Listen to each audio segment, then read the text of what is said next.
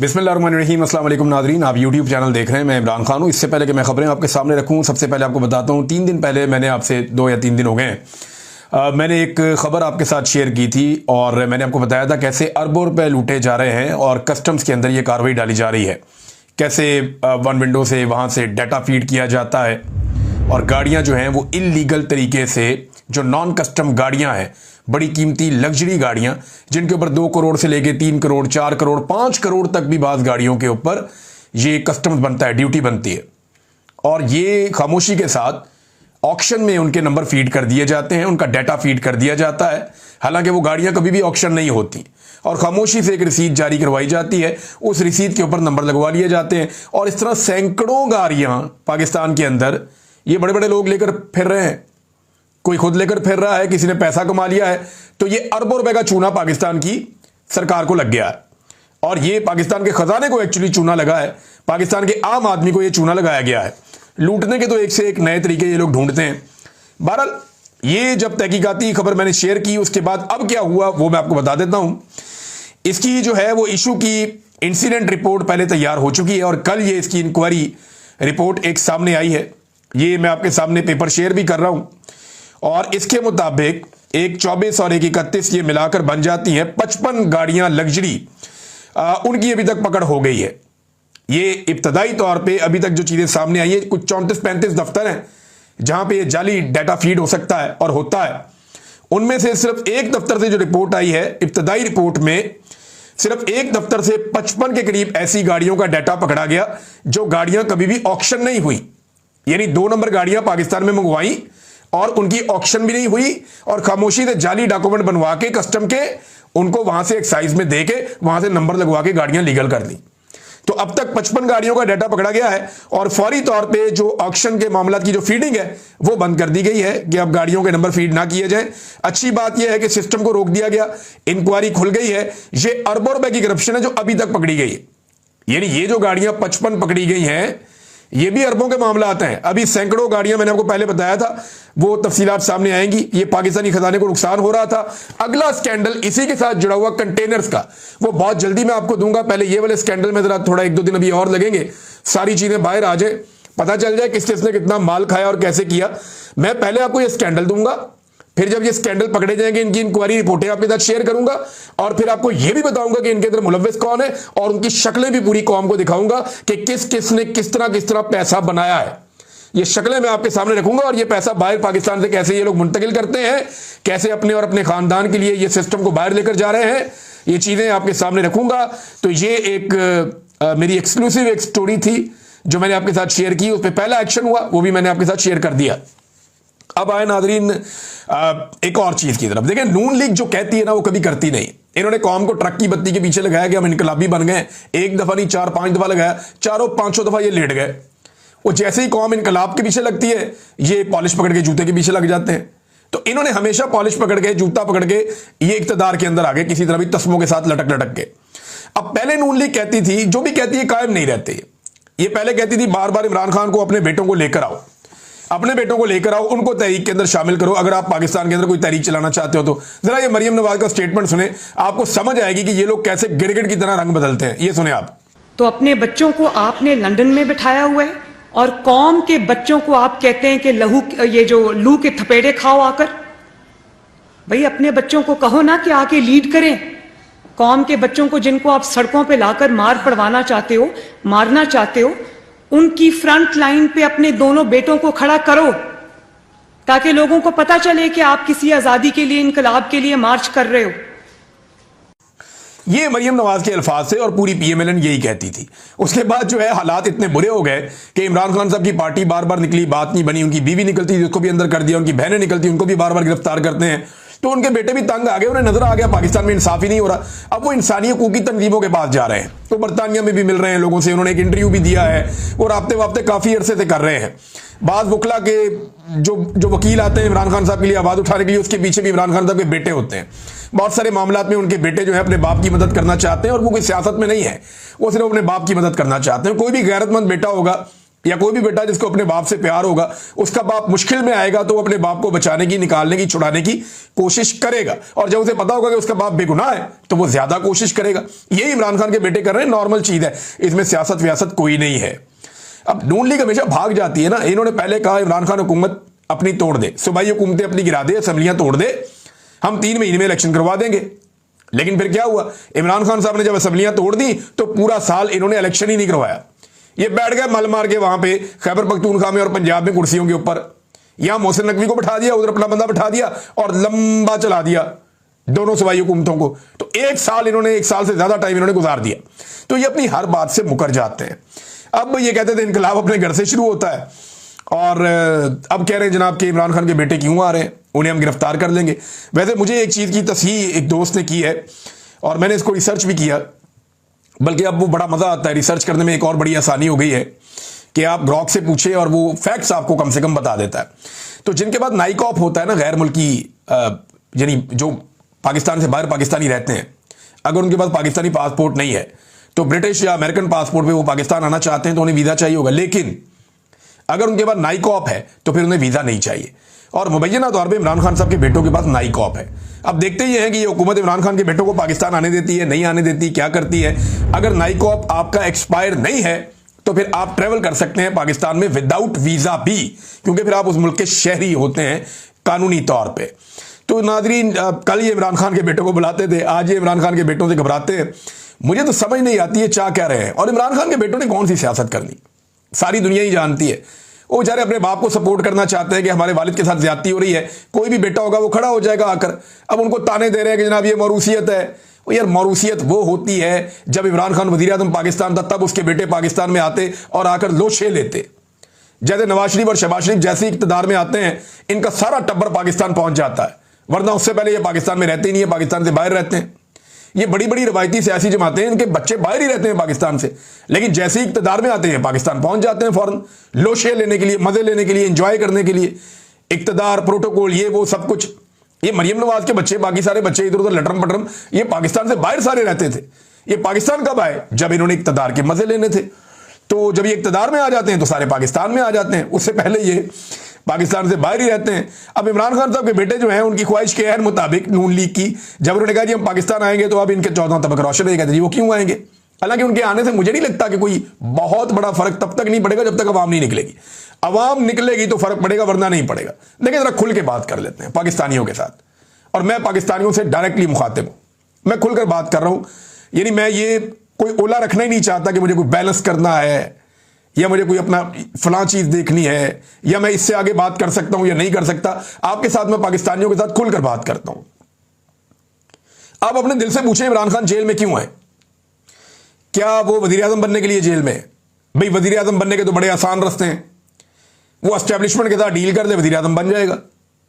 करना क्या होगा, सिर्फ एस्टेब्लिशमेंट को बुरा भला कहना छोड़ना होगा, जेल से बाहर आकर कुछ अर्सा चुप रहना होगा, और उसके बाद जब इलेक्शन मिले तो अच्छे बच्चों की तरह इलेक्शन लड़ना होगा, एस्टेब्लिशमेंट के लिए रूम क्रिएट करना होगा, पॉपुलर तो वो है, उसको वजीर आजम बना देंगे, वजीर आजम पाकिस्तान बन जाएगा। बड़ा आसान फार्मूला है। वो रास्ता मरियम नवाज ने कहा था ना मुझे अच्छे से आता है। लेकिन इमरान खान उस रास्ते पे जा क्यों नहीं रहा। अगर वो आज भी वजीर आजम बनना चाहता है तो एस्टेब्लिशमेंट की राहदारी से बड़ा जबरदस्त रास्ता होकर गुजरता है, लेकिन उसके लिए उसको एस्टेब्लिशमेंट को क्लीन चिट देनी पड़ेगी, जो वो नहीं दे रहा। उसे फौजी एस्टेब्लिशमेंट की चाकरी करनी पड़ेगी, जो वो नहीं कर रहा। उसे कौम की आजादी वाली सोच भूलनी पड़ेगी और अगले इलेक्शन में वो वापस आ जाएगा। लेकिन वो ये नहीं कर रहा, वो ये रास्ता नहीं चुन रहा। आप जरा सोचिए कि इमरान खान ये लड़ाई अपने लिए लड़ रहा है या पाकिस्तानियों के लिए लड़ रहा है। सोचिए जरा, सोचिए इमरान खान ये सख्तियां अपने खानदान के लिए बर्दाश्त कर रहा है या अपनी कौम के लिए बर्दाश्त कर रहा है। सोचिए इसके बारे में। सोचिए क्या इमरान खान अपने खानदान को सियासत में उतारना चाहता है? क्या उसकी आने वाली नस्ल पाकिस्तान में सियासत करेगी? देखिए अपने खानदान को तो उसने खुद अपने फैसलों से मुसीबत में डाला हुआ है। इस वक्त खानदान के लोग जो है बार बार गिरफ्तार हो जाते हैं, आधा खानदान भागा हुआ है। जो लोग मौजूद हैं खवातीन वो भी गिरफ्तार हो जाती हैं। बीवी उसकी जेल के अंदर है, बेटे उसके अपने आप को मुश्किल में डाल के आएंगे, अगर आएंगे तो उनको पहले ही धमकियां लगाई जा रही हैं पाकिस्तानी हुकूमत की जानिब से कि आपको पकड़ लेंगे हम, या आपको बाजियाब करवाना पड़ेगा, आप गायब हो जाएंगे। और उसका भांजा भी जेल के अंदर है। यानी पूरा खानदान या तो तितर बितर है, भागा हुआ है, या बेचारे मुश्किलात काट रहे हैं, सब छुपते फिर रहे हैं या वो जेलों के अंदर है। तो इमरान खान ने अपने खानदान को तो खुद ही मुसीबत के अंदर डाला हुआ है, तकलीफ में डाला हुआ है। आप किसी भी पहलू से सोच लें, इमरान खान ने अपना सारा कुछ दांव पे लगाया हुआ है, हत्ता कि उसने अपनी जिंदगी को भी दांव पे लगाया हुआ है। क्या इससे इमरान खान को कुछ मिल सकता है? नहीं। इमरान खान ने अपनी कौम के लिए किया। इमरान खान एस्टैब्लिशमेंट से लड़ाई हारना नहीं चाहता, किसी कीमत पर नहीं हारना चाहता। इमरान खान ने अपने हालिया बयान में एक बात कही थी, जरा गौर करें इमरान खान ने क्या कहा। इमरान खान ने कहा कि मुझे अल्लाह रब्बुल इज्जत के बाद अपनी कौम पर भरोसा है कि वो मेरे लिए आएंगे, वो मेरे लिए निकलेंगे। ये इमरान खान को पाकिस्तानियों के ऊपर भरोसा है। इमरान खान को लगता है कि पाकिस्तानी इमरान खान के लिए जरूर आएंगे। हम सारे पता क्या करते हैं, हम एक दूसरे की शक्ल देखते रहते हैं। हमें यह लगता है कि मैं घर में बैठ जाऊंगा और मेरे लिए कोई और इनकलाब लेकर आ जाएगा। अगर इमरान खान भी यही सोच लेता ना कि पाकिस्तान को कोई और ठीक कर लेगा, और तो ये कौम इतनी बाशऊर ना होती। आज इमरान खान ने यह फैसला किया कि नहीं, मैं अपना रोल प्ले करके जाऊंगा। इमरान खान अपनी कौम से वफा निभा रहा है, साफ साफ बात यह है। क्या इमरान खान की कौम उससे वफा निभा रही है? यह सवाल लोगों को अपने आप से पूछना चाहिए। क्या आजादी की कीमत अदा करने के लिए इमरान खान तो तैयार है, वो तो कीमत अदा कर रहा है। वो कह रहा है जी मुझे आजादी चाहिए, रिहाई नहीं चाहिए, मैं कैद को तरजीह दूंगा गुलामी पर, यह इमरान खान कह रहा है। तो क्या आजादी की कीमत अदा करने के लिए बाकी पाकिस्तानी भी तैयार है? यानी मुझे अगर दौराने जबरी गुमशुदगी, जब मुझे उन्होंने गायब किया हुआ था ISI ने, मुझे कोई आंख से भी इशारा कर देता था ना कि बाहर लोग खड़े हैं या बाहर लोग हक के लिए आवाज उठा रहे हैं, बाहर लोग मजामत कर रहे हैं, यानी एक दो दफा मुझे इस तरह की छोटे मोटे हिंट मिले, तो मुझे अंदर उस कैद के अंदर इतना हौसला और इतनी ताकत मिलती थी। और वो हमारा अल्लाह रब्बुल इज्जत है ना, अल्लाह ही रब्बुल इज्जत है हमारा, जो हमें सब्र भी देता है और इस्तकामत भी देता है और हौसला भी देता है। तो अल्लाह बड़ा मेहरबान है। तो मैं आपको यह कहना चाहता हूं, साफ साफ बात, आपको कोई प्लेट में रख के आपकी आजादी, आपकी खुद मुख्तारी या आपकी इज्जत नहीं देगा। अपने मैंडेट की इज्जत करवानी है तो आपको खुद करवानी पड़ेगी। अपने फैसलों को इस मुल्क के ऊपर नाफिज करना है तो आपको खुद करना पड़ेगा।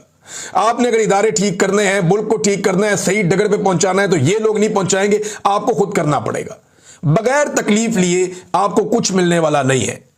हां, जितने कम लोग निकलेंगे उतनी ज्यादा तकलीफ होगी, जितने ज्यादा लोग निकलेंगे उतनी कम तकलीफ होगी। अगर सारा पाकिस्तान बाहर आ जाता है तो ये एस्टेब्लिशमेंट, ये हुकूमत, ये फॉर्म 47 की जाली हुकूमत, इनकी टकेगी औकात नहीं है। ये कुछ नहीं बेचते।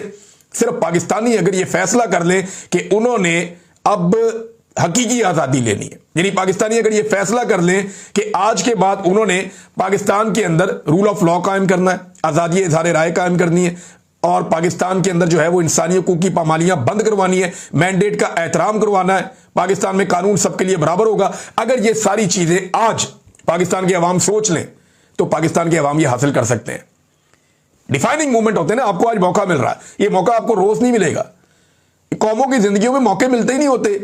कई लोग पैदा होते हैं, मर जाते हैं, उन्हें लड़ने का मौका ही नहीं मिलता। और आप खुशकिस्मत है, आपको मौका मिल रहा है कि आप अपने हक के लिए खड़े हो सकते हैं। बेशुमार लोग इस दुनिया में आए जिन्हें पूरी जिंदगी अपने हक के लिए खड़े होने का मौका ही नहीं मिला। वो जैसे आए वैसे ही चले गए। लेकिन इस वक्त जो हम लोग मौजूद हैं, हमें अपने हक के लिए लड़ने का मौका मिल रहा है। इस मौका को आप जाया भी कर सकते हैं और लड़ के एक तारीख बना सकते हैं और अपने ऊपर फख्र कर सकते हैं। आपकी आने वाली नस्लें भी आप पे फख्र कर सकती हैं। बहरहाल मैं ये खुली खुली बातें करना चाह रहा था, मेरे दिल में थी, मैंने कर दी। अगले 48 से 72 घंटों में तहरीक इंसाफ कुछ बड़े फैसले कर लेगी। उनमें से कुछ फैसले पब्लिक किए जाएंगे और कुछ फैसले पब्लिक नहीं किए जाएंगे। ये बात आप ध्यान में रखिएगा, क्योंकि तहरीक इंसाफ अब सारी चीजें सामने नहीं लाना चाहती। कुछ चीजें वो सामने लेकर आएंगे और कुछ चीजें जो हैं वो ऐन मौके पर सामने आ जाएंगी। एस्टैब्लिशमेंट के अंदर भी खलबली मची हुई है। वो बार बार पता करना चाहते हैं, लोगों से रब्ता करते हैं कि आपको पता है कि क्या होने जा रहा है, अब ये क्या करेंगे, स्ट्रेटेजी क्या होगी, किस हिकमत अमली चलेंगे, कौन कौन से इलाके बंद करेंगे, कौन से ग्रिड हैं जो बंद कर देंगे या कौन सी जगह है जिसको बंद कर देंगे, कहां कहां पे सप्लाई रोक देंगे। ये सारी चीजें जो है वो जानना चाहते हैं और इसके लिए बंदोबस्त भी करना चाहते हैं। अभी आपने देखा कि कबायली इलाकों के अंदर बड़े पैमाने पर जो है वो नकलो हरकत हुई है और कर्फ्यू लगा के वहां पे फोर्सेस को पहुंचाया गया है। तो बहुत सारी चीजें डेवलपमेंट हो रही है, दोनों तरफ से डेवलपमेंट हो रही है। पाकिस्तान तहरीक इंसाफ अब अगस्त के शुरू में एक बड़ी तहरीक खड़ी करने का इरादा रखती है। इमरान खान साहब ने ऑर्डर दे दिया है। देखना यह है कि लीडरशिप इसको किस अंदाज में आगे बढ़ाती है। अभी तक ग्राउंड पे एक्टिविटी उस तरह नजर नहीं आ रही। रावलपिंडी में कुछ लोग निकले और बड़े जोशो खरोश के साथ निकले, लाहौर में निकले, मुख्तलिफ जगहों पे आलिया हमजा, सरम जावेद, ये और कुछ खवातीन हैं जो जेलें काट कर आई हैं, कुछ दीगर लोग हैं, वो अपने तौर पे जोर लगाते रहते हैं।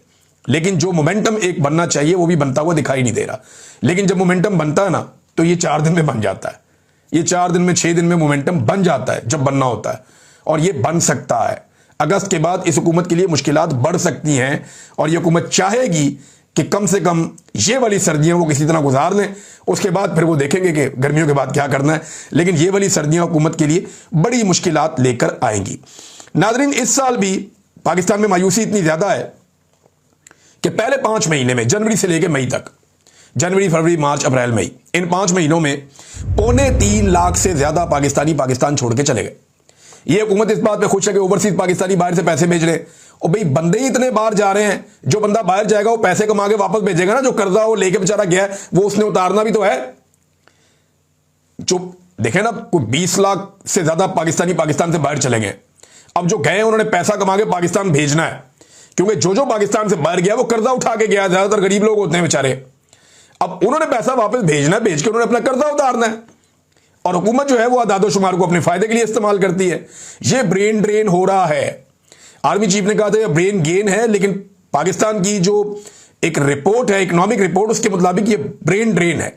डॉक्टर्स मुल्क से जा रहे हैं, इंजीनियर्स मुल्क से जा रहे हैं, सरमायाकार मुल्क से जा रहे हैं, जो टेक्नोलॉजी को जानने वाले लोग हैं वो मुल्क से जा रहे हैं, आईटी एक्सपर्ट्स मुल्क छोड़ छोड़ कर जा रहे हैं। तो मुल्क से बड़े पैमाने पर नौजवान बाहर जा रहे हैं। 2,85,000 नौजवान तकरीबन 5 माह में मुल्क छोड़कर चले गए। यानी 1 महीने में लगभग कोई 60,000 नौजवान मुल्क छोड़कर चले जाते हैं। और ये ब्रेन ड्रेन लगातार होता जा रहा है। पाकिस्तान में बेरोजगारी की शिद्दत में भी लगातार इजाफा हो रहा है और यही वजह है कि हम आगे बढ़ने की बजाय पीछे की तरफ जा रहे हैं।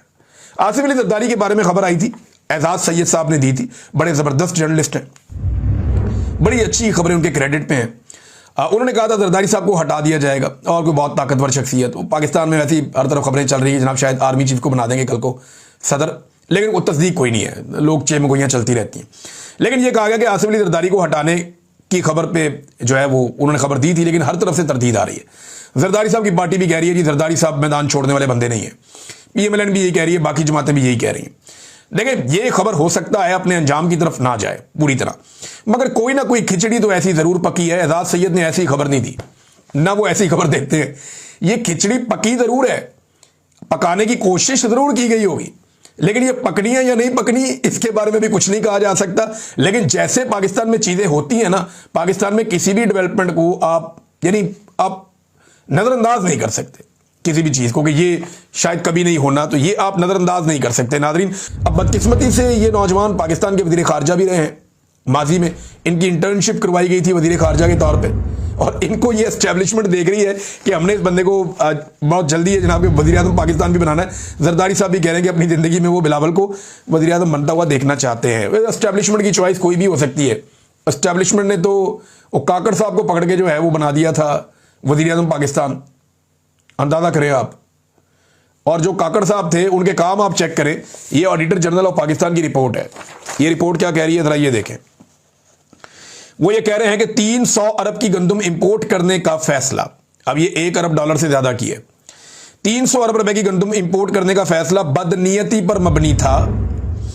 और ये ऑडिटर जनरल की रिपोर्ट है। इससे लोकल किसान को, पाकिस्तान के अंदर जो किसान है उन्हें और कौमी खजाने को नुकसान पहुंचा है, प्राइवेट इंपोर्टर्स को फायदा पहुंचाया गया है। अब बताएं कौन पूछेगा इनसे कि आपने पाकिस्तान का 300 अरब रुपए का नुकसान कर दिया? कौन पूछेगा इनसे?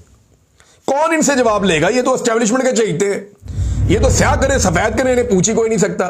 अभी चीनी स्कैंडल में जो इन्होंने हरकत की है इस पे तो डूब के इनको मर जाना चाहिए। इनको तो हथकड़ियां लगा के जेलों में डाल देना चाहिए कि तुमने किया गया। अच्छा, एक और चीज मैं आपको बताऊं जरा, ये बड़ी इंटरेस्टिंग चीज है। ह्यूमन राइट्स कमीशन ने मजम्मत की है हमारे 27 जो यूट्यूब चैनल्स हैं इनके ऊपर पाबंदी लगाने के हवाले से, और ये जो हुकूमत पाकिस्तान ने कार्रवाई डाली है इसके ऊपर उन्होंने मजम्मत की है ह्यूमन राइट्स कमीशन ने। और HRCP ने कहा कि आज़ादी इज़हार राय की आईनी आज़ादी ना सिर्फ इनफरादी आज़ादी के लिए बुनियादी है, बल्कि यह हुकूमती एहतसाब को यकीनी बनाने, मुबाहिसे को फरोग देने और अवाम को मुख्तलिफ नुक्ता नज़र तक रसाई फराहम करने के लिए भी नागुज़ीर है। 27 यूट्यूब चैनल पे हालिया अदालती पाबंदी पर गहरी तशवीश का इजहार किया, जिनके मालिकान के खिलाफ हुकूमत ने मुमकिन क्रिमिनल कार्रवाई का इंदिया दिया। अब इस पे आपका जो स्टेट मिनिस्टर है ना दाखिला का, वो क्या कह रहा था ये आप सुने। हुकूमत के आप काम चेक करें। वो कह रहे हैं जी कि ये हम किसी को इजाजत नहीं दे सकते कि किसी के कत्ल का फतवा दे दे। ये जो 27 चैनल है ना, इनमें से अगर किसी ने किसी के कत्ल का फतवा दिया है ना अपने चैनल पे बैठ के, तो लाओ दिखाओ कहां दिया है। किसी के सर की कीमत लगा दें, लाओ दिखाओ इन चैनल्स में से किसने सर की कीमत लगाई है, और जिसने लगाई है फिर आप उसके ऊपर कार्रवाई अकेले पे करें ना। 27 चैनल आपने इसलिए बंद कर दिए कि वो नाकदीन है। वो ये बताते हैं कि आपने लास्टिक की शलवार पहनी हुई है, वो ये बताते हैं कि आप जाली हुकूमत आप लाकर बैठ गए हैं, वो ये बताते हैं कि आपने अदलिया को कंट्रोल कर लिया है, वो ये बताते हैं कि आपने पाकिस्तानियों की मईशत को तबाह कर दिया है, और आपने सरमायाकारी लाने के नाम के ऊपर पाकिस्तान में सरमायाकारी की 50 साल की जो पुराना रिकॉर्ड था कम तरीन सरमायाकारी का, वो भी तबाह कर दिया आपने, क्रॉस कर गए हर लिमिट। और उसके बाद जनाब ये भी कहा इसी मिनिस्टर ने कि कोई ऐसी मजहबी बात कहकर जान को खतरे में डाल दें किसी और की। आप कहां किया है किसी ने?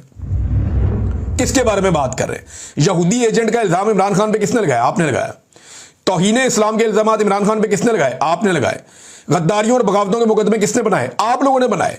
बंदे कत्ल चौकों के अंदर आपने करवा दिए, और आप जो यूट्यूब चैनल पे बैठ के बात करने वाली इख्तलाफी आवाजें हैं उन्हें कुचल रहे हैं झूठे इल्जाम पे। अगर आपके इल्जाम सच्चे होते ना वजीर मुमलिकत बड़ाए दाखिला साहब, अगर आपके इल्जाम सच्चे होते ना तो आप कम से कम इन सहाफियों को मौका देते हमें कि हम अदालत में आकर सामने खड़े हों और अपने इल्जामात का दिफा करें। हम बताएं कि हमारे खिलाफ झूठे इल्जामात लगाए गए हैं।